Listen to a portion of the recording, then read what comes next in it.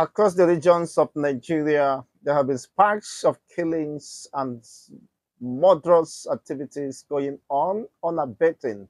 Very disturbing one, of course, has been of most recent as the entire northern population are in disarray following the recent massacre, massive massacre going on within the northern parts of the country and sending fear, panic, and unrest within the northern population. Of course, this of most recent, the acting chairman of the Miyetti Cattle Association was abducted and slain by the bandits in his own home, and eventually his wives and daughter was adopted alongside. Today, the adopters or the bandits are demanding for 80 million for them to release the wife and the daughter, who happens to be an undergraduate. The incessant killings, unfortunately, has cut across social, political facets. Nobody is isolated. Even the most prominent businessmen and politicians are falling victims of this unfortunate dilemma that have caught up everyone in the web of uncertainty. Now the question is, who are those behind this? What is their agenda? Perhaps they have realized that the fastest and easiest way of making money is through adoption and kidnapping. Paying ransom has been considered one of the most juicy opportunities at their disposal. And that is the motivation and incentive they garner, of course, to continue the unleash of mayhem to every region they can access, considering the terrain and the porous borders of the northern part of Nigeria. It increases the risk and potential of invasion, as some communities and residents have expressed so much disappointment and lack of confidence in the security operatives, even on certain instances, occasions where distress calls was put across to the military. They find it difficult to navigate with the terrain and for proper rescue mission to be timely executed. That widens and deepens the state of calamity that have befallen the northern people. Unfortunately, as if that was not enough, they are not moving down towards the south, southwest, southeast, and south-south. It's been reported the incessant kidnapping attack is at the alarming rate, just as the southwestern governors are teaming up to fight against the influx of ISWAP within the western region of Nigeria. It has become necessary to form a synergy in order to curb these incessant infections and the militarizations of the entire southern part. We are not to laugh at this not, because watching the population of humanity be killed, massacred indiscriminately, we begin to ask, what is the functionality or the primary responsibility of governments? Government has a statutory and primary responsibility, constitutional responsibility of protecting life and property of the citizens. But when it appears they have failed to protect life and properties consistently, that country or society should be regarded as a failing state in that regard, but not just a mere wish. How do we get out of this world?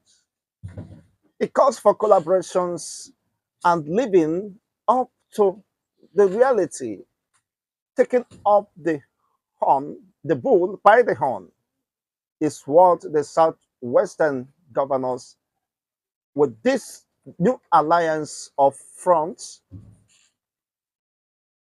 to tackle the insurgency within their territory, is highly commendable. But then, how long could that be sustained?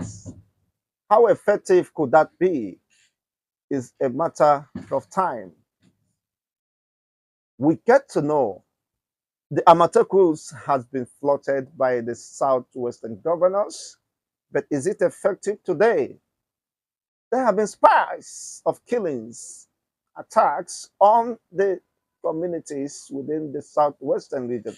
Unfortunately, most communities have fled from their ancestral homes, being occupied by the Fulani militias or invaders, as the case is.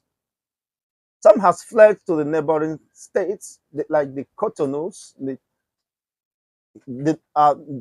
having common boundaries, Cameroon, and the list is endless. People could no longer go about their duties without fear of being kidnapped or killed. It is very unfortunate and pathetic. And this wave of killings is spreading like wildfire. And everybody has a responsibility to ask, what is happening? Who are the behind these actions or killings? Our killings experience has not been forgotten. The killings in Ibadan and countless experiences. The other people are complaining. The Delta people are living in fear. What is happening in Anambra State, Igbo State, Enugu State calls for serious emergency summoning of different communities to address these current realities or dilemma that have become a national dilemma and monster that must be confronted.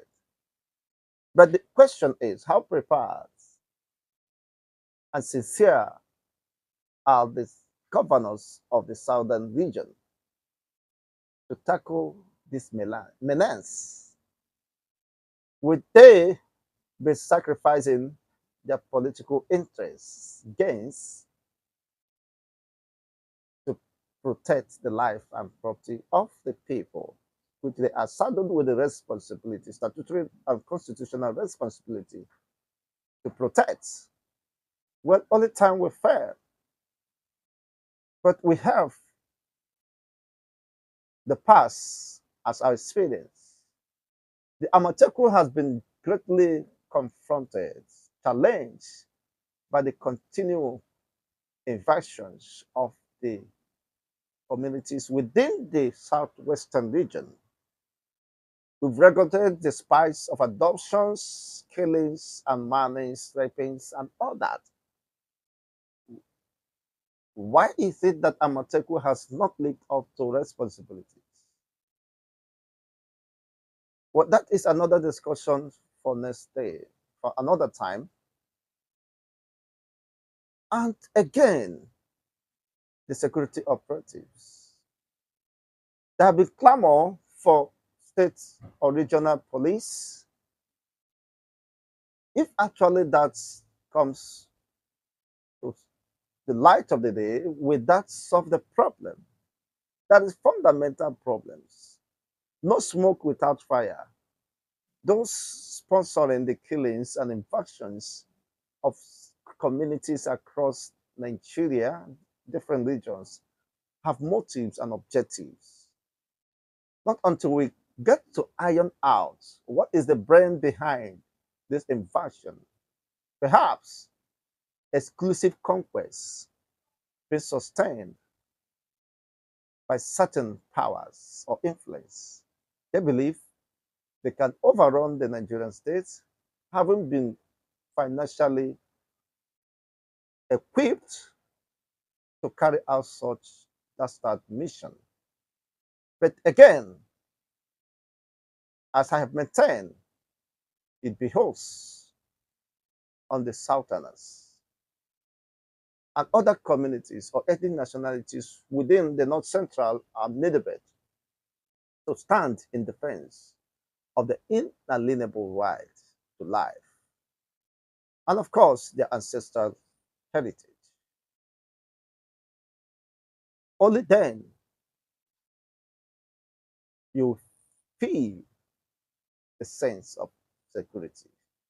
Let's get to know what is your own reactions and take regarding this subject matter. It's becoming alarming. Mass burial being given to the Tatara Karo massacre of victims of Fulani massacre. How long will we continue to bury our loved ones and appears as if nothing has happened? It's very unfortunate. And sincerely, I must say, very traumatizing.